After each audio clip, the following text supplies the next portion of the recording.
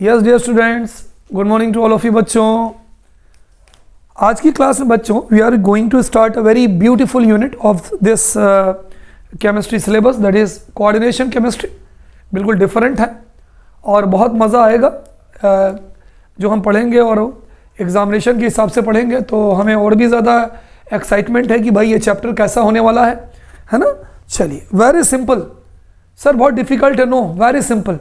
चलिए, सबसे पहले हम बात करते हैं बच्चों, व्हाट इज़ कोऑर्डिनेशन केमिस्ट्री। भाई अगर हम बात करते हैं कि हम कोऑर्डिनेशन केमिस्ट्री पढ़ने जा रहे हैं तो भाई हमारा पहला क्वेश्चन तो यही हो जाता है कि तिवारी सर ये कोऑर्डिनेशन केमिस्ट्री होती क्या है। तो बच्चों हम ये कह सकते हैं the chemistry in which the study of coordinate compound और कॉम्प्लेक्स कंपाउंड इज डन। यानी एक लाइन में अगर हम बात करें तो हमारे आंसर में हम कह सकते हैं कि in which the study of coordinate compound और complex compound is done, in which है ना the branch of chemistry, we can say the branch of chemistry, chemistry की वो ब्रांच बच्चों in which the study of, जिसके अंदर in which the study of coordinate compound, कौन सा compound बच्चों, कोऑर्डिनेट कंपाउंड और complex compound is done. Coordinate compound और कॉम्प्लेक्स, धीरे धीरे बहुत मज़ा आएगा बच्चों, complex compound is done called coordination chemistry.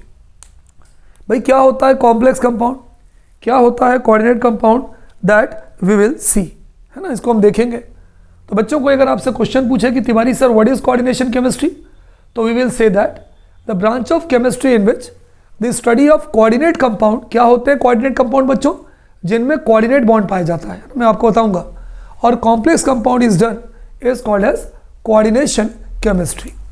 Note कर लीजिए।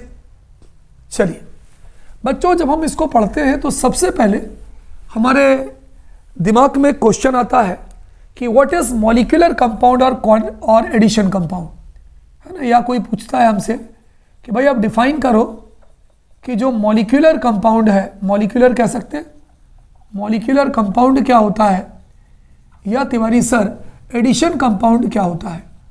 व्हाट आर मॉलिक्यूलर कंपाउंड, और बहुत मज़ेदार यूनिट है, और एडिशन कंपाउंड, कि भाई मॉलिक्यूलर कंपाउंड या एडिशन कंपाउंड किसे कहते हैं, है ना। डिफाइन मॉलिक्यूलर कंपाउंड और addition compound and also give its example, give example, है ना। आप साथ में इसका एग्जाम्पल भी दो। देखो बच्चों, मॉलिक्यूलर कंपाउंड या एडिशन कंपाउंड क्या होता है, पहले समझ लो। मान लीजिए आंसर, हमने दो सॉल्यूशन लिया, एक सॉल्यूशन इसमें लिया, एक सॉल्यूशन इसमें लिया, ठीक है, दो सॉल्यूशन लिया, एक लिया पोटेशियम सल्फेट का फार्मूला K2SO4 और दूसरा सॉल्यूशन लिया एल्यूमिनियम सल्फेट का फार्मूला Al2SO4 होल थ्राइड। ये मैं आपको इसका आंसर बता रहा हूँ कि मॉलिक्यूलर कंपाउंड या एडिशन कंपाउंड क्या होता है। कि हमने दो अलग अलग कंपाउंड लिए, दोनों के सॉल्यूशन लिए, एक सॉल्यूशन लिया पोटेशियम सल्फेट का और दूसरा सॉल्यूशन लिया एल्यूमिनियम सल्फेट का, है ना, of free existence. Free existence का मतलब बच्चों इन दोनों का एक दूसरे से कोई लेना देना नहीं है। अब बच्चों हमने इसको इक्वल रेशियो में मिलाया, मतलब अगर हमने ये मिलाया 1 ग्राम सॉल्यूशन है तो ये भी 1 ग्राम सॉल्यूशन है, दोनों को हमने क्या किया बच्चों, एक बर्तन में हमने A प्लस बी को हमने दोनों बर्तन में ले लिया, एक ही बर्तन में ले लिया। लेने के बाद क्या किया बच्चों, ए और बी को हमने इवेपोरेट किया, इवेपोरेट मतलब उबाला, बॉईल किया।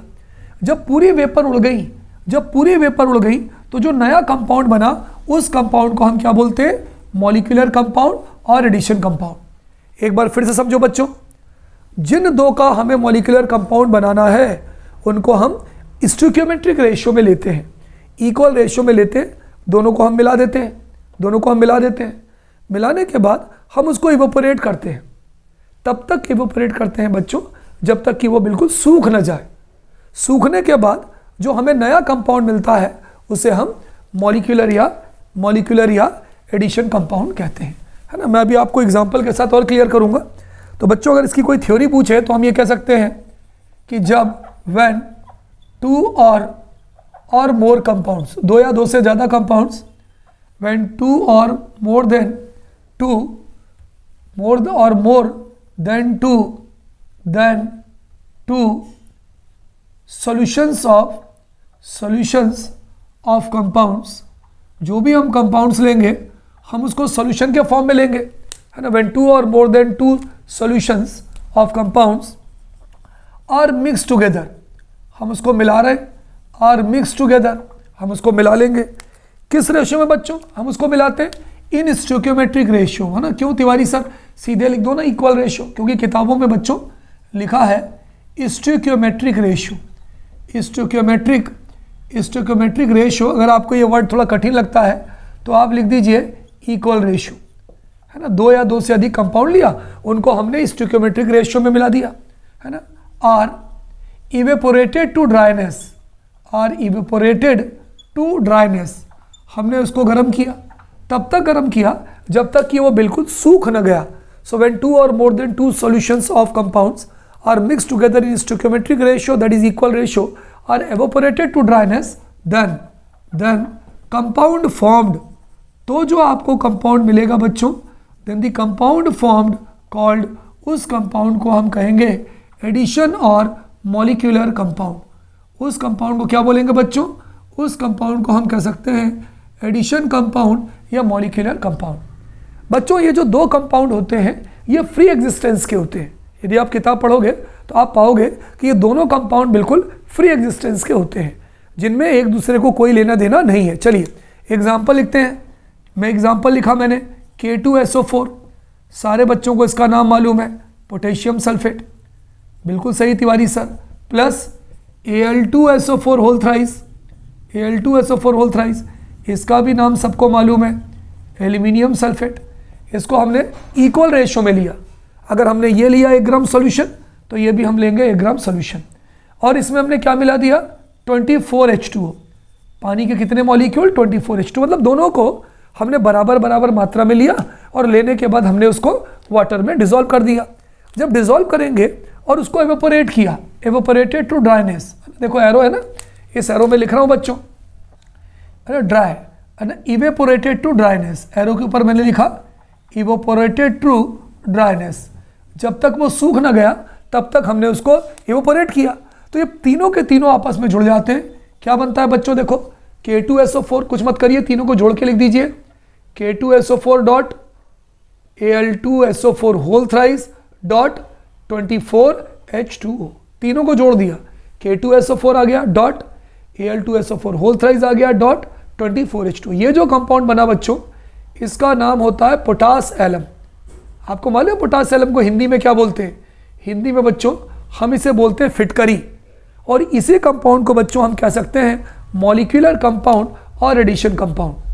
क्या कह सकते हैं बच्चों? इसी कंपाउंड को हम कह सकते हैं मॉलिक्यूलर कंपाउंड और एडिशन कंपाउंड। तो बच्चों, if anyone asks to us what is molecular compound, what is addition compound, so we will say that when two or more than two compounds, solution of two compounds of free existence, जिसका एक दूसरे से कोई लेना देना नहीं है, are mixed together in stoichiometric ratio, that is equal ratio में मिलाया, and the resulting solution is evaporated to dryness, then a new compound is formed, crystalline compound is formed, a new crystalline compound is formed which is called as addition compound or molecular compound। तो बच्चों को अगर हमसे पूछे कि भाई potash alum या फिटकरी कौन सा कंपाउंड है, हम कहेंगे भाई ये वो मॉलिक्यूलर कंपाउंड कह लो या एडिशन कंपाउंड कह लो, ठीक है। तो और भी कई सारे इसके एग्जांपल्स हैं जो हम दे सकते हैं। तो अभी मैंने आपको सिंपल सा एक एग्जांपल दिया है पेपर में question, what is molecular compound और एडिशन कंपाउंड। कोई दिक्कत? चलिए पॉज करिए और बच्चों इसे नोट कर लीजिए। आगे बढ़ते हैं बच्चों। कभी कभी हमसे ये पूछा जाता है, देखिए मॉलिक्यूलर कह दो या एडिशन कह दो, दोनों बात एक ही है ना। जरूरी नहीं कि बार बार हम मॉलिक्यूलर भी बोले और एडिशन भी बोले। अगला क्वेश्चन है बच्चों कि आपका जो एडिशन कंपाउंड होता है या मॉलिक्यूलर कंपाउंड होता है वो कितने टाइप का होता है। Question number 2, how many types of, question number 2 is how many types of addition compounds are there, how many types of addition compounds are there, कि आपका जो एडिशन कंपाउंड्स होता है वो कितने टाइप का होता है। क्लियर? चलिए भाई कोई बताएगा, ये बच्चों दो टाइप के होते हैं, addition compounds are of two types. तो अगर कोई इसका आंसर पूछे बच्चों तो हम ये कहेंगे कि जो एडिशन कंपाउंड्स होते हैं, है ना, वो कितने टाइप के होते हैं, बोलो, टू टाइप्स, वो दो टाइप के होते हैं। पहला वाला कौन सा होता है, बोलो, डबल सॉल्ट एडिशन कंपाउंड, है ना। जो एडिशन कंपाउंड है बच्चों, हम इसको मॉलिक्यूलर कंपाउंड भी कह सकते हैं, एडिशन कह दो या मॉलिक्यूलर कह दो, बात एक ही है। तो पहला जो कंपाउंड होता है बच्चों, उसे हम बोलते हैं double salt addition compound, double salt addition compound, double salt addition compound और lattice salt addition compound, lattice salt addition compound. दूसरा होता है, तो पहला याद हो गया, पहला आप डबल सॉल्ट एडिशन कंपाउंड कह लो तो भी सही है, या लेटाइज सॉल्ट एडिशन कंपाउंड कह लो तो भी सही है। दूसरा जो होता है बच्चों, उसे हम बोलते हैं कॉम्प्लेक्स सॉल्ट एडिशन कंपाउंड। दूसरे वाले को क्या बोलते हैं बच्चों, कॉम्प्लेक्स सॉल्ट एडिशन कंपाउंड और कोऑर्डिनेट कंपाउंड्स। दूसरा वाला हम कहलाता है बच्चों complex salt addition compound, complex salt addition compound, addition compound और कोऑर्डिनेट कंपाउंड, और कोऑर्डिनेट कंपाउंड्स। ठीक है, याद हो गया। How many type of addition compounds are there भाई, तो हम बोलेंगे there are two types of addition compounds. पहले वाले का नाम double salt addition compound, double salt का दूसरा नाम क्या, लेटाइज सॉल्ट एडिशन कंपाउंड। दूसरा वाला कौन सा, कॉम्प्लेक्स सॉल्ट एडिशन कंपाउंड, या उसका दूसरा नाम क्या होता है, कोऑर्डिनेट कंपाउंड। तो कभी कभी पेपर में बच्चों इनके बीच में डिफरेंस पूछा जाता है कि डबल सॉल्ट एडिशन कंपाउंड क्या होता है और कॉम्प्लेक्स सॉल्ट एडिशन कंपाउंड क्या होता है। तो बच्चों इसके बारे में मैं आपको पढ़ाता हूँ कि भाई डबल सॉल्ट क्या होता है और कॉम्प्लेक्स सॉल्ट क्या होता है। पेपर में शॉर्ट नोट भी आ सकता है लिखने को, पेपर में दोनों के बीच में डिफरेंस भी आ सकता है लिखने को। तो चलिए पहला मैं आपको बताता हूँ शॉर्ट नोट। अब मान लीजिए आपके पेपर में आ गया double salt addition compound, double salt, what is double salt addition compound, है ना। हम डबल सॉल्ट एडिशन कंपाउंड किसे कहते हैं और इसका एग्जाम्पल दीजिए, इसका क्या दीजिए, इसका एग्जाम्पल दीजिए। देखो बच्चों डबल सॉल्ट एडिशन कंपाउंड की यदि हम बात करें तो नाम ही है डबल सॉल्ट। इसका मतलब ये जो कंपाउंड होता है ये दो सॉल्ट से मिलकर बनता है। तो पहली चीज़ अगर हम आंसर की बात करें तो पहली चीज़ ये हो जाएगी stable in solid state. Solid state में स्टेबल होता है। देखिए कितनी प्यारी प्यारी चीज़ें हैं। जब आप इसका आंसर देंगे बच्चों तो पहला पॉइंट हम ये लिख सकते हैं स्टेबल इन सॉलिड स्टेट। ये जो कंपाउंड होते हैं जिनको हम डबल सॉल्ट एडिशन कंपाउंड कहते हैं ये सॉलिड स्टेट में स्टेबल होते हैं, यानी टूटते नहीं हैं, डिकम्पोज नहीं होते हैं। चलिए दूसरा point, it is made up of two salts, यानी दूसरा पॉइंट ये हो गया made up of two salts. ये जो कंपाउंड होते हैं ये दो सॉल्ट से मिलकर बने होते हैं। तीसरा पॉइंट बच्चों ये जो कंपाउंड होते हैं हम जब इन्हें पानी में डिसॉल्व करते हैं तो पानी के अंदर टूट कर ये आयंस देते हैं, तो डिसोसिएट इन एक्वस सॉल्यूशन। आपको मालूम है कि पानी को हम एक्वस सॉल्यूशन बोलते हैं। Dissociate in aqueous solution. Aqueous solution मतलब पानी में डिसोसिएट होते हैं, गिव आयंस, पानी में टू गिव आयंस, पानी में टूटते हैं और टूटने के बाद बच्चों ये आयंस देते हैं। नंबर 4, अब बच्चों मुझे आप एक बात बताओ, ये जितने भी आयंस देंगे अगर हम उन सारे आयन का टेस्ट कर लें तो क्या हम ओरिजिनल कंपाउंड की पहचान नहीं कर सकते? बिल्कुल तिवारी सर पहचान कर सकते हैं। तो अगर ये आयंस देते हैं तो हम ये कह सकते हैं यहाँ पर presence of original compound can be detected, presence of original compound can be done. कैसे? क्योंकि आयंस दे रहे हैं, हम आयन का टेस्ट कर सकते हैं, है ना। कैसे कर सकते हैं भाई आप presence of original compound? By testing the ions, by testing the ions. कितने प्यारे प्यारे पॉइंट है। नंबर 5, कोई मान लीजिए पूछा कि भाई डबल सॉल्ट एडिशन कंपाउंड्स में कौन से बॉन्ड पाए जाते हैं? लो Tiwari sir, ionic bond is found. कौन से बॉन्ड पाए जाते हैं? Ionic bond is found.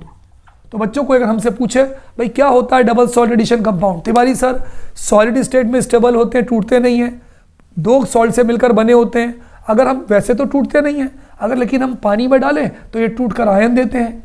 अब आयन का हम टेस्ट कर सकते हैं, आयन का अगर टेस्ट करेंगे ओरिजिनल कंपाउंड को पहचान सकते हैं। ये इनमें कौन सा बॉन्ड पाया जाता है, आयोनिक बॉन्ड पाया जाता है। चलिए मान लीजिए किसी ने हमसे बोला कि तिवारी सर आप इसका एग्जाम्पल दो। बिल्कुल भाई, हम एग्जाम्पल देने के लिए तो तैयार बैठे हैं आपके सामने, बिल्कुल एग्जाम्पल देंगे। चलिए देते भी हैं। मान लीजिए बच्चों मैंने लिखा K2SO4 dot Al2SO4 whole thrice dot 24H2। सारे बच्चों को इसका नाम मालूम है, कोई बताएगा भाई? अभी कुछ देर पहले मैंने आपको इसका फार्मूला बताया था, पोटास एलम है ना, which is also called as फिटकरी। तो बच्चों इस जो कंपाउंड है, इस कंपाउंड का नाम है पोटास एलम, या देसी भाषा में बच्चों हम इसको फिटकरी कहते हैं। अब आप मुझे बताइए क्या फिटकरी सॉलिड स्टेट में स्टेबल नहीं होती? बिल्कुल होती है, टूटती नहीं है। कितने सॉल्ट से बनती है? 2 सॉल्ट। तिवारी सर बिल्कुल सही बोला, पोटेशियम सल्फेट, एल्यूमिनियम सल्फेट। क्या हम इसको पानी में डालें तो आयन नहीं देगी? बिल्कुल देगी। अगर बच्चों हम इसको पानी में डिसोसिएट करें तो पानी में ये कौन कौन सा आयन देगी? पोटेशियम आयन, कितने? 2 हैं, तो ये 2K+ आयन देगी। 2K+ आयन मतलब पोटेशियम आयन। एल्यूमिनियम कितने? 2, एल्यूमिनियम पे 3 पॉजिटिव होता है, तो प्लस ये 2 एल्यूमिनियम आयन देगी, Al3 पॉजिटिव।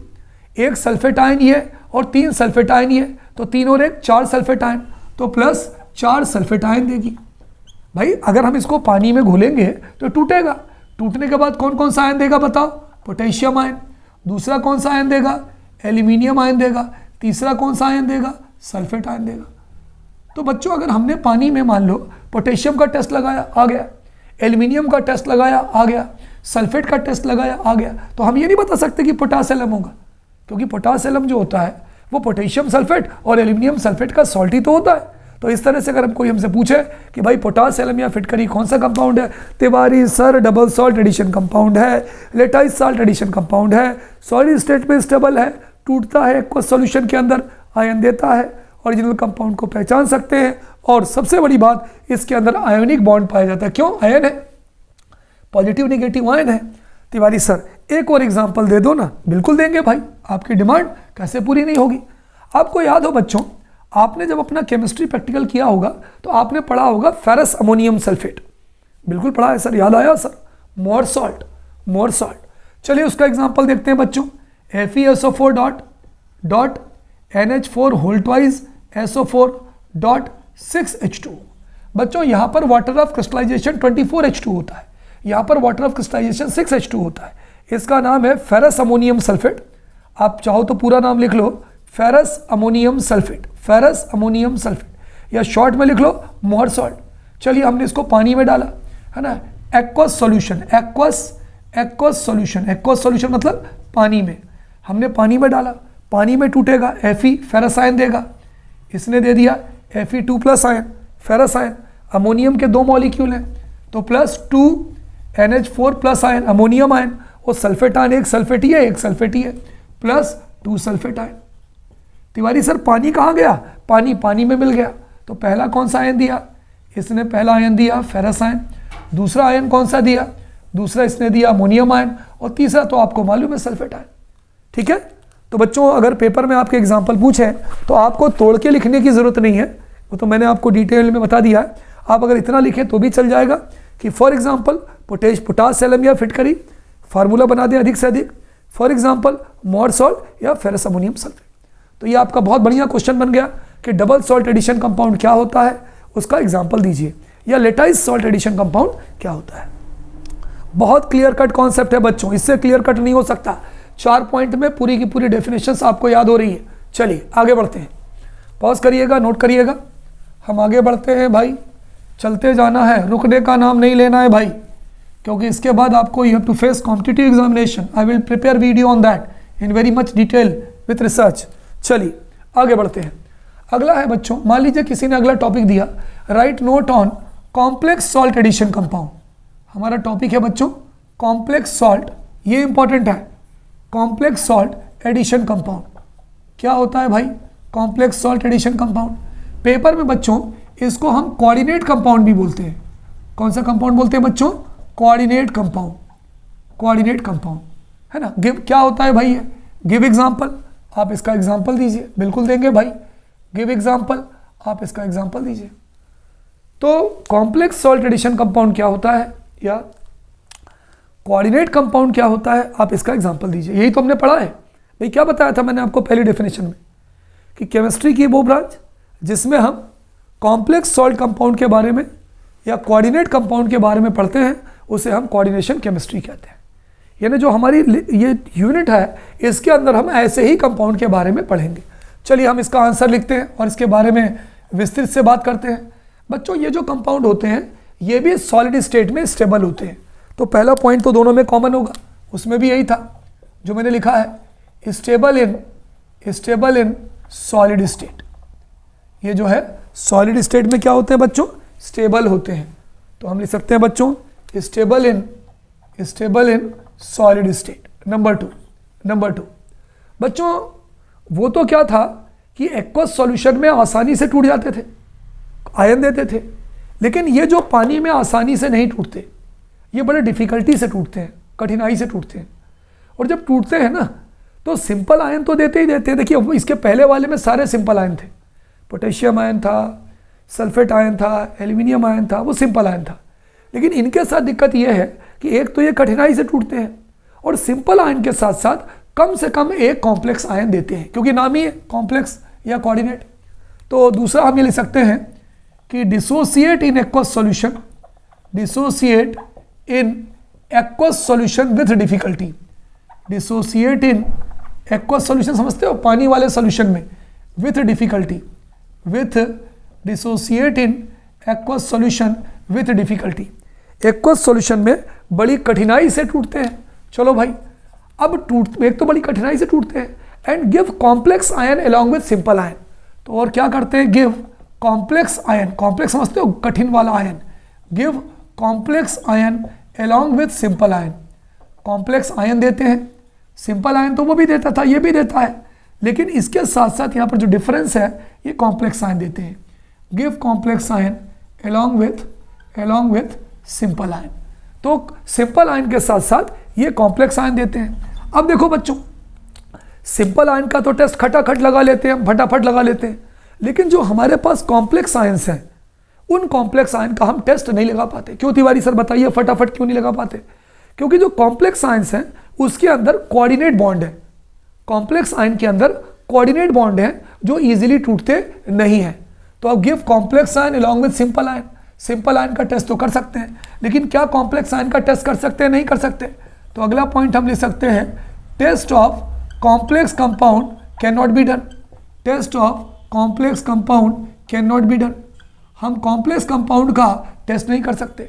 तो बच्चों जब हम कॉम्प्लेक्स कंपाउंड का टेस्ट नहीं कर सकते, केवल सिंपल का कर सकते हैं, तो क्या हम इसकी ओरिजिनल कंपाउंड को पहचान सकते हैं? बिल्कुल नहीं।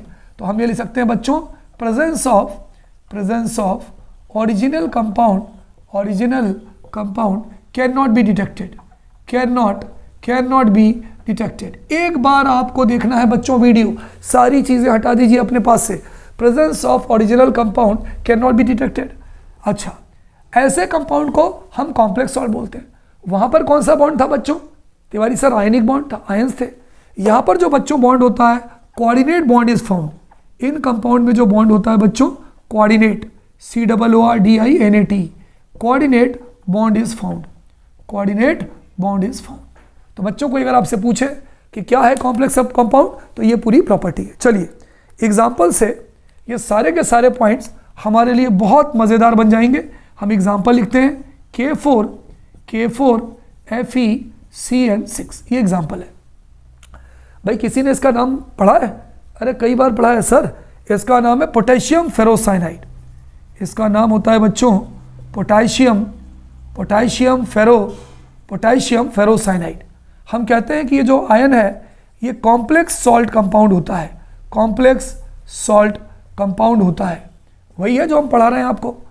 अगर बच्चों हम इसको तोड़ें एक्वस सॉल्यूशन में, रिवर्सिबल साइन जहाँ भी छूटती है वहाँ रिवर्सल साइन होता है इन एक्वस सॉल्यूशन, यानी पानी में।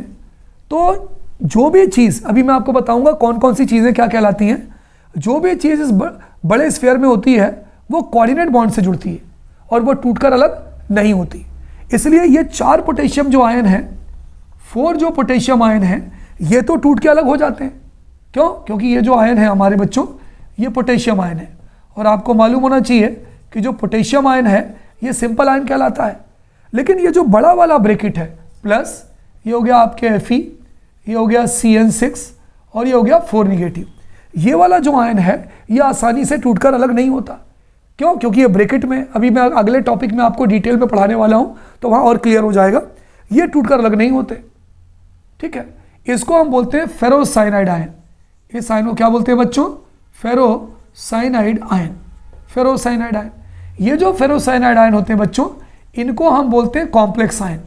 तिवारी सर एक मिनट, एक बात बता दो कि यहाँ पर 4 निगेटिव चार्ज क्यों आया? ये तो क्लियर है, एक पोटेशियम पे एक प्लस, तो 4 पोटेशियम पे 4K पॉजिटिव।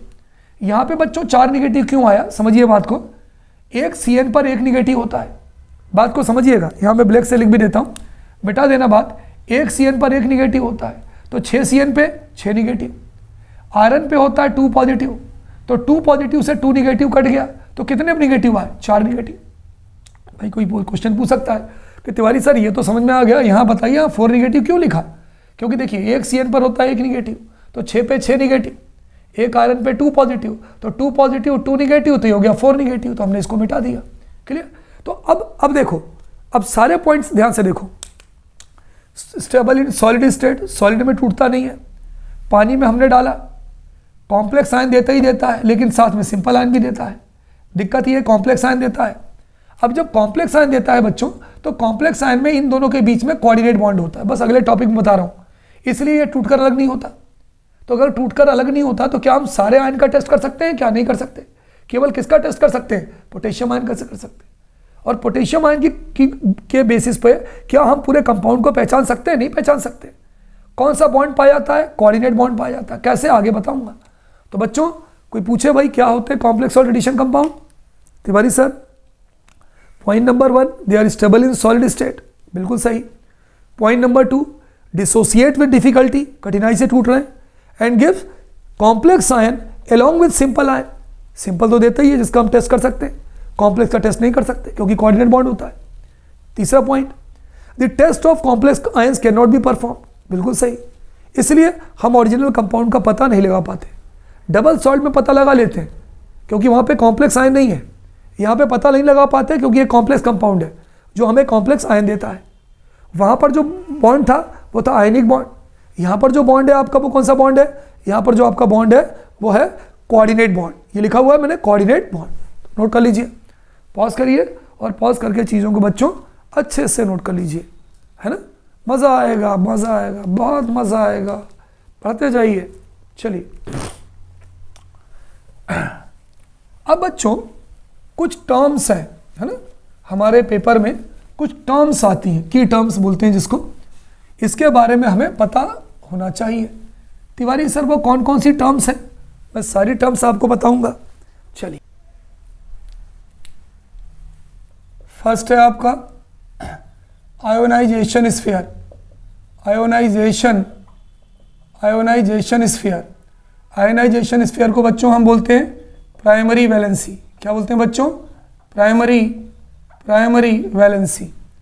सेकंड है बच्चों कोऑर्डिनेशन नंबर। बहुत इजी चीज़ें हैं, आप समझ लीजिए। कोऑर्डिनेशन नंबर, कोऑर्डिनेशन नंबर को क्या बोलते हैं बच्चों? Secondary valency. क्या बोलते हैं बोलो? कोऑर्डिनेशन नंबर को बच्चों हम बोलते हैं सेकेंडरी वैलेंसी। चलिए तीसरी बात करते हैं। तीसरा हम लिखते हैं सेंट्रल मेटल आयन। क्या बोलते हैं बच्चों? Central metal ion. Central metal ion को प्रेम से शॉर्ट में क्या लिखते हैं? CMI। कहीं भी CMI लिखा है इसका मतलब central metal ion. Number 4 ligand. Number 4 क्या होता है? लिगेंड। तो कुछ टर्म्स है बच्चों जिनके बारे में हमें जानकारी होनी चाहिए। चलिए लेट अस सी कि ये हैं क्या, है ना। हम बच्चों इन टर्म्स को समझने के लिए एक एग्जाम्पल लेते हैं, है ना। एग्जाम्पल लेते हैं K4FeCN6। बच्चों हर वो कंपाउंड जिनमें ये बड़ा वाला बॉक्स होगा उसे हम कॉम्प्लेक्स कंपाउंड कहेंगे। अगर हम इसका नाम लिखें, अभी हम कॉमन नेम लिख रहे हैं बच्चों, IUPAC नहीं लिख रहे, तो इसका नाम होगा पोटेशियम फेरोसाइनाइड। ये कौन सा कंपाउंड कहलाएगा? ये कहलाएगा कॉम्प्लेक्स कंपाउंड, या इसको हम ये भी कह सकते हैं कोऑर्डिनेट कंपाउंड, कॉम्प्लेक्स कंपाउंड, या हम बच्चों इसे कोऑर्डिनेट कंपाउंड भी कह सकते हैं। कोई दिक्कत? चलिए, हमने इसको पानी में घोला बच्चों, पानी में घोला, पानी मतलब aqueous solution, in aqueous solution. तो जैसे ही पानी में घोला बच्चों ये टूटा, इसने बनाया 4K पॉजिटिव प्लस ये हो गया आपका Fe, ये हो गया आपका CN6 और ये हो गया 4 नेगेटिव। ठीक है, इसका नाम है बच्चों पोटेशियम आयन, पोटेशियम आयन। बच्चों पोटेशियम आयन अंदर है कि बाहर है? बाहर है, ये टूटकर अलग हो रहा है, इसलिए इस आयन वाले स्फीयर को बच्चों हम क्या बोलेंगे? Ionization sphere. समझ लीजिए बात को, आयोनाइजेशन स्फीयर, या इसी को हम बोलेंगे प्राइमरी वैलेंसी, प्राइमरी वैलेंसी।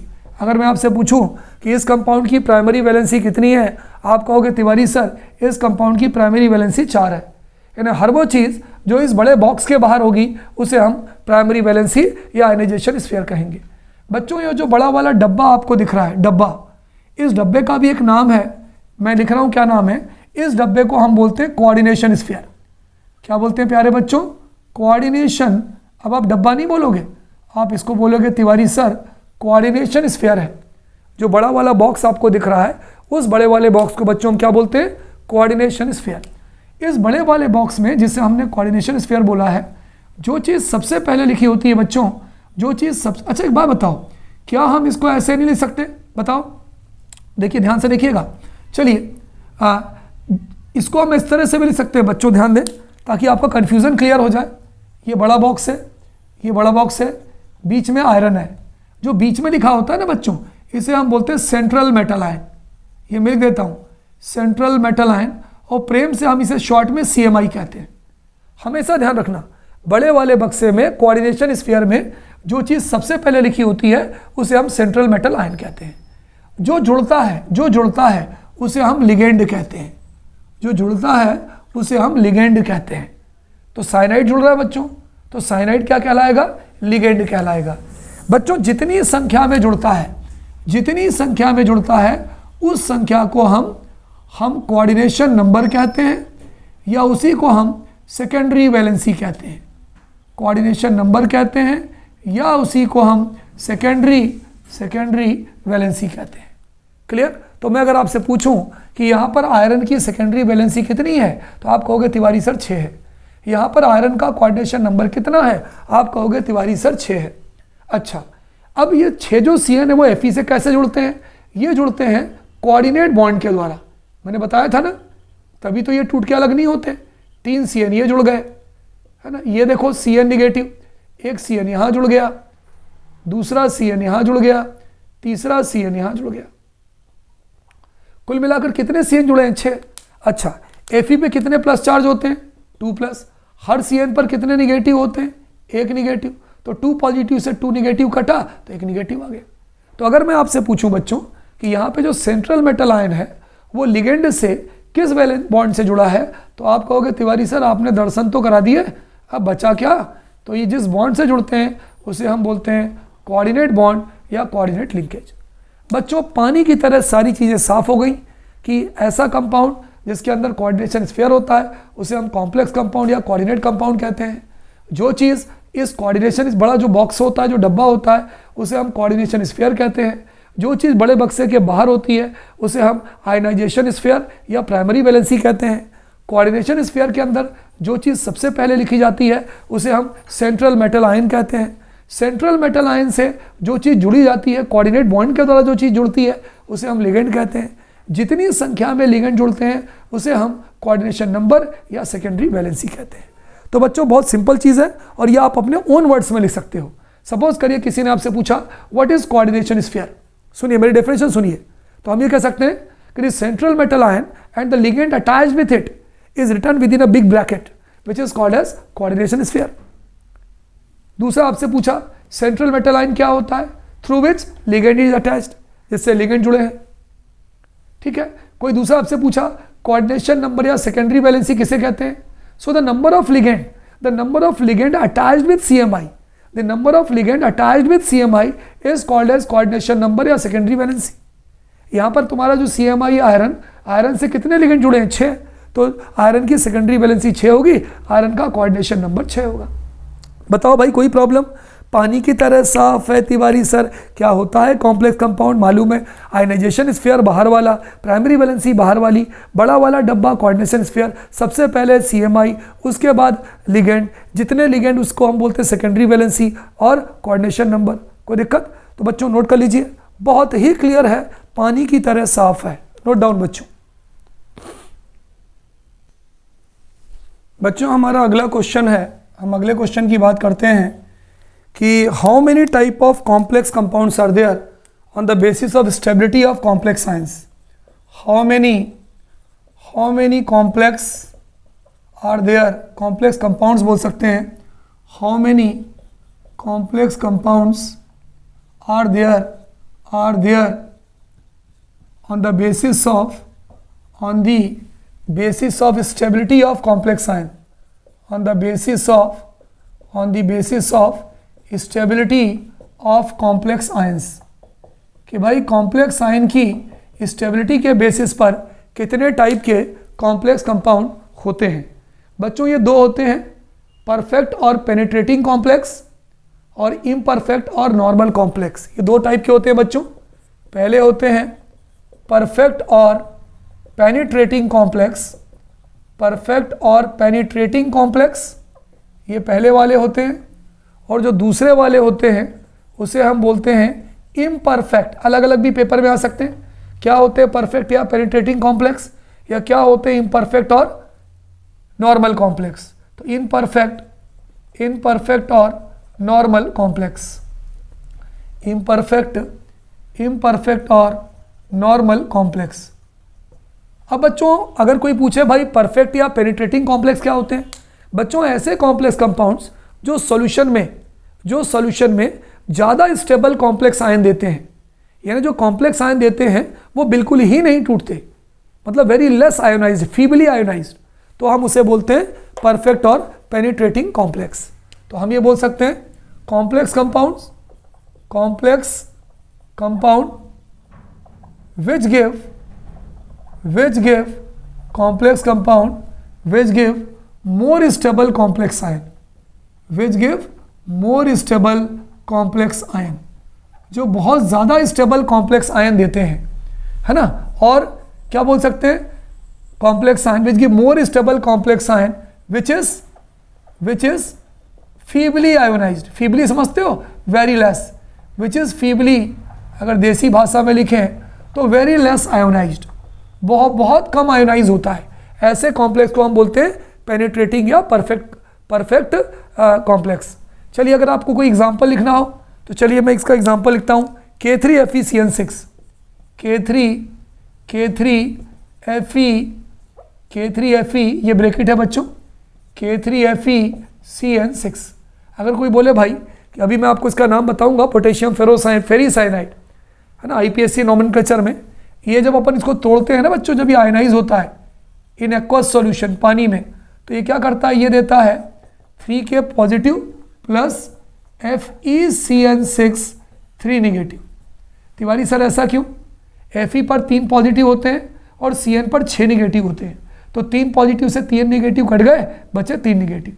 तो ये वाला जो कॉम्प्लेक्स आयन है ना बच्चों, ये बहुत ज़्यादा स्टेबल होता है, मोर स्टेबल होता है, और साथ ही क्या होता है, लेस आयोनाइज्ड, वेरी लेस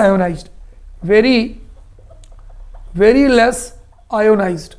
कौन सा आयन कहलाता है? Complex ion. तो बच्चों अगर कोई आपसे पूछे कि परफेक्ट या पेनिट्रेटिंग कॉम्प्लेक्स क्या होते हैं, तो हम ये कह सकते हैं कि ऐसे कॉम्प्लेक्स कंपाउंड्स जो ज़्यादा स्टेबल कॉम्प्लेक्स आयन देते हैं। ये जो आपको दिख रहा है ना, ये कौन है? ये है तिवारी सर कॉम्प्लेक्स आयन है। ये बहुत ज़्यादा स्टेबल है, अगर ज़्यादा स्टेबल है तो क्या हो गया, ये बिल्कुल ही नहीं टूटता।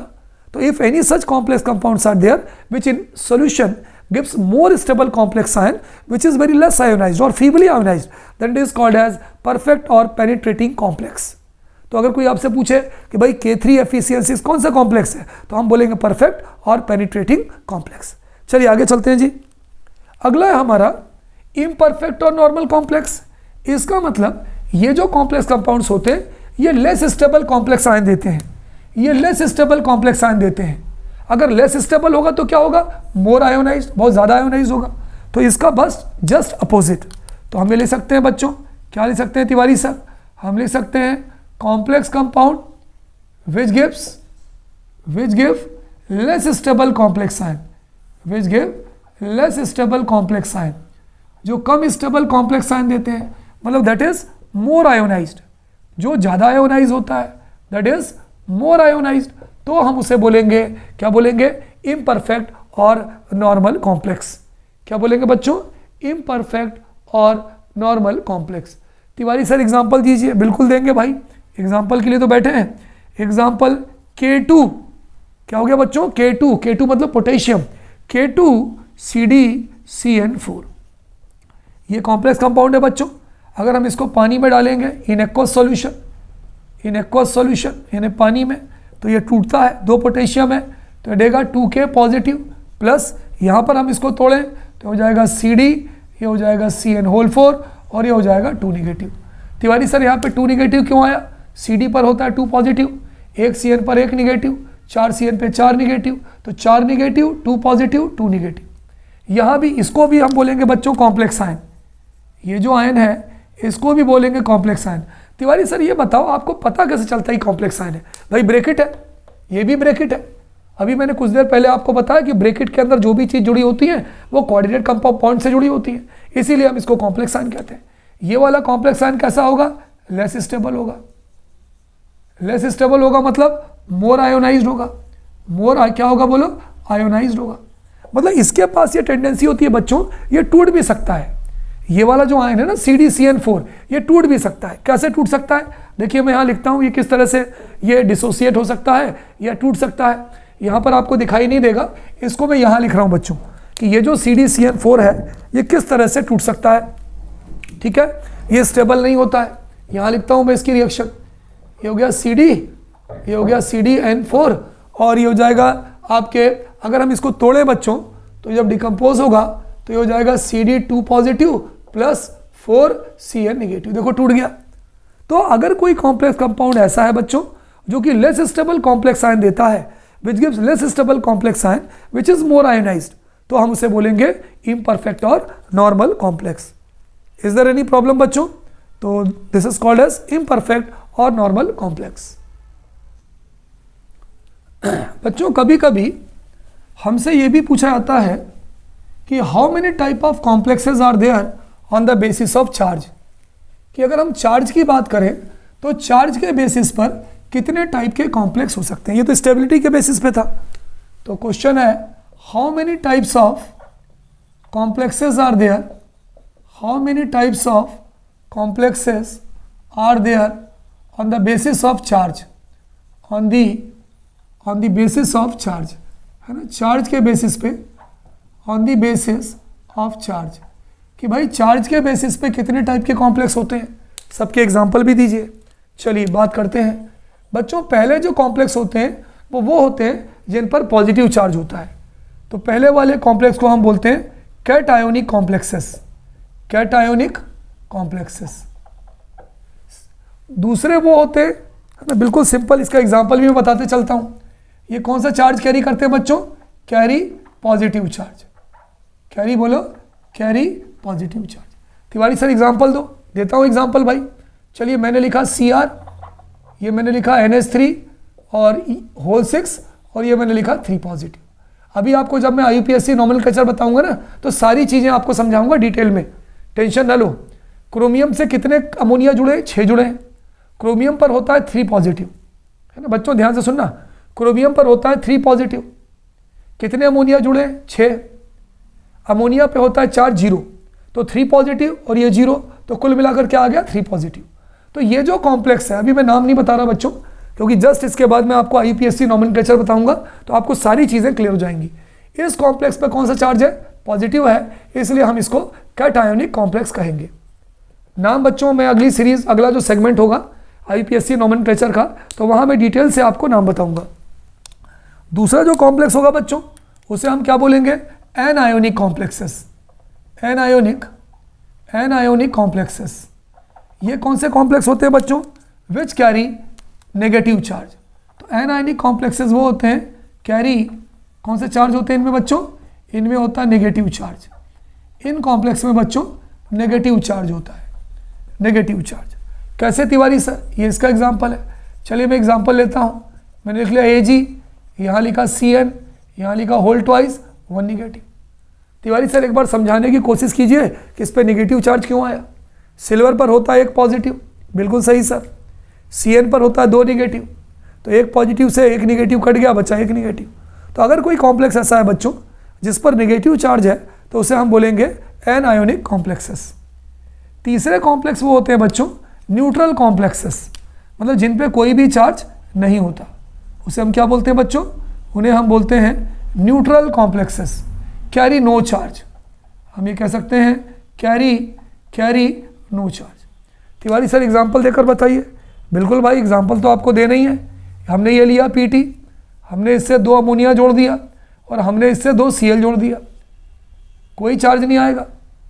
प्लेटिनम पे 2 पॉजिटिव होता है, ये होता है 0, 1 Cl पे 1 निगेटिव, 2 पे 2 निगेटिव, तो 2 पॉजिटिव से 2 निगेटिव कैंसिल, कोई चार्ज नहीं।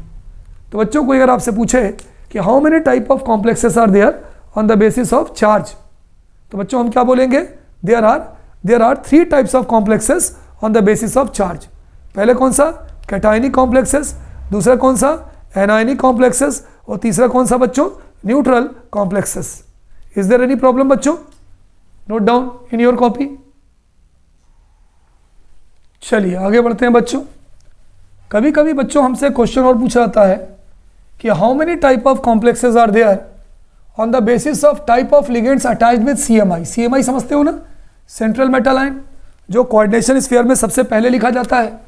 तो अगला क्वेश्चन है बच्चों, how many types of ligands are there, how many types of ligands are there, how many types of ligands are there on the basis of ligands attached with CMI, on the basis of ligands attached with CMI मतलब central metal ion. Central metal ion से जुड़ने वाले ligand के आधार पे कितने type के complex होते हैं। तो बच्चों इसका आंसर होगा कि ये 2 टाइप के होते हैं। पहला होता है जिसे हम बोलते हैं होमोलेप्टिक कॉम्प्लेक्सेस। पहला कौन से कॉम्प्लेक्सेस कहलाते हैं बच्चों, लेप्टिक HOMO homo LEPTIC homoleptic complexes.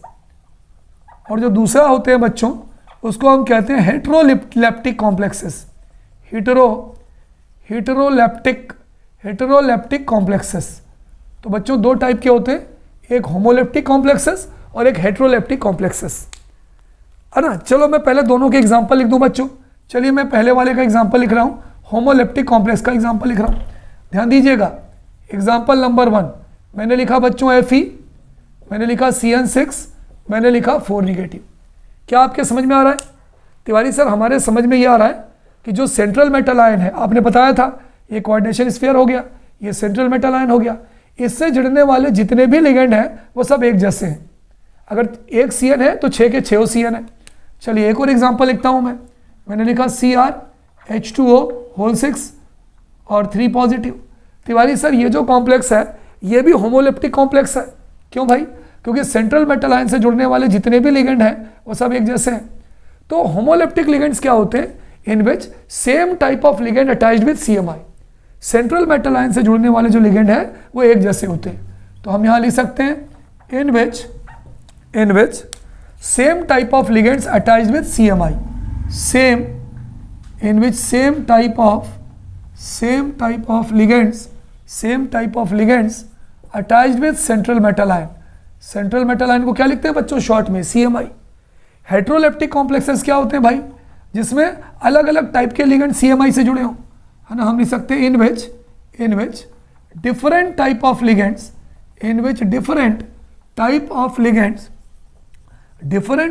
Ligands attached with CMI। बच्चों अभी हम इसके नाम नहीं लिख रहे हैं, अगला जो मैं आपको जो सेगमेंट शुरू करूंगा उसमें मैं आपको IPSC नियमित से बताऊंगा। शेर बनना है हमें, देख के नाम बताना है हमें। चलिए तो लिगेंड्स अटैच्ड विद CMI। चलिए भाई एग्जांपल लिख लें। इसका एग्जांपल मान लीजिए मैंने लिख दिया H2O whole thrice, H2O whole thrice, है ना, यहाँ मैंने लिख दिया NH3 होल थ्राइस। तो ये जो कॉम्प्लेक्स होगा बच्चों 3+, ये कहलाएगा हेट्रोलेप्टिक कॉम्प्लेक्स, क्योंकि सेंट्रल मेटल आयन से जो दो लिगेंड जुड़े हैं ये एक जैसे नहीं है, यहाँ पर पानी भी है, यहाँ पर अमोनिया भी है। चलिए एक और एग्जांपल लिख लो, एग्जांपल नंबर 2 मैंने लिख दिया PT लिख दिया, PT है ना, PT में मैंने लिख दिया NH3 होल थ्राइस और मैंने एक Cl ले लिया। तो यहाँ भी दो टाइप के लिगेंड हो गए, एक अमोनिया हो गया और एक Cl हो गया, ठीक है, 2 पॉजिटिव 1 निगेटिव, यहाँ पर हो गया 1 निगेटिव। तो बच्चों अगर हम एक बात करें यहाँ पर 1 पॉजिटिव, तो इस क्वेश्चन में बिल्कुल सही था कि टाइप ऑफ लिगेंड जो CMI से जुड़ते हैं उसके आधार पर लिगेंड कितने प्रकार के होते हैं कॉम्प्लेक्सेस। तो हमने आपको बताया कि complexes is of 2 types, number 1 homoleptic complexes and number 2 heteroleptic complexes.